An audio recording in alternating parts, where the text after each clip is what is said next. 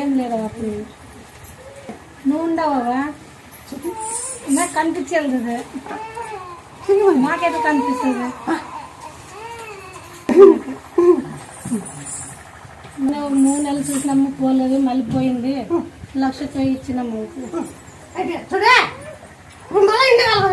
ఇల్లు కావాలి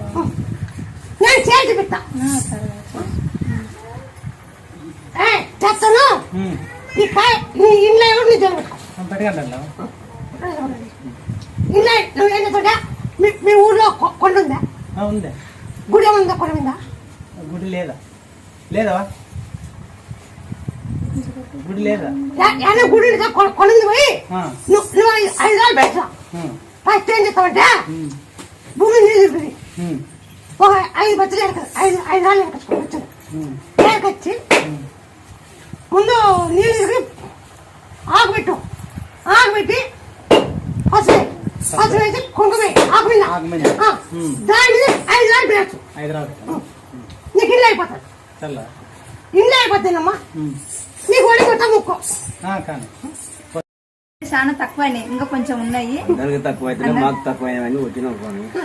నాకు అప్పుడు ఎండాకాలంలో ఆరోగ్యం బాగాలేకున్నది అమ్మతను మొక్కిపోయిన దర్శనం కాకుండా అమ్మకు మొక్కిపోయినా తక్కువ అయింది నాకు ఇప్పుడు 20 లక్షల అప్పు ఉంది అప్పుడు వాళ్ళు ఇంటికి వచ్చిపోతుండ్రు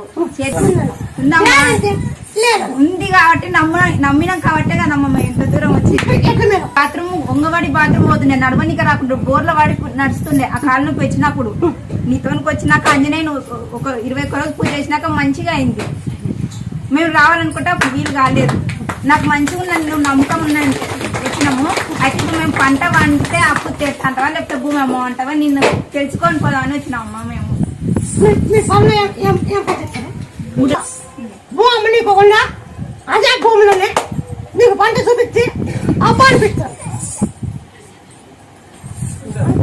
ముక్కో అమ్మా భూమి అమ్మనిపో పంట బాగుంటే 1,00,000 కంటే గుడికి ఇస్తాం ముక్కో పంట చెప్తా మనం బుడ్డలు ఇస్తాం కదా బుడ్డలు వేసాం అదే అదే టమాటా అప్పుడే ఆ శనక్కాయ వేయకోకుండా ఇప్పుడు టమాటా పెట్టింటే ఆ చెట్టు బతికింటే నువ్వు 1,00,000 ఇస్తాను ఈసారి ఒక 12 పోగొచ్చాను మళ్ళీ నువ్వు నా దగ్గరకు వచ్చింటే శనక్కాయ ఇచ్చుకోకుండా నువ్వు పని చేసి ఇస్తాను చెప్తానంటే నేను పంట చెప్తా నువ్వు పంట ఇచ్చుకో ఈసారి అది శనక్కాయ వేసింటే నా టమాటా నీ 12 ఎత్తులు వచ్చు మళ్ళీ 12 ఎత్తులు తీరిపోవు 8 ఎత్తులు ఏం చేస్తుంది 12 ఎత్తులు తీరిపోతే 8 ఎత్తులు ఏం చేస్తుంది భూమి అంటే కొంచెం ముక్కు అంటే కూతురు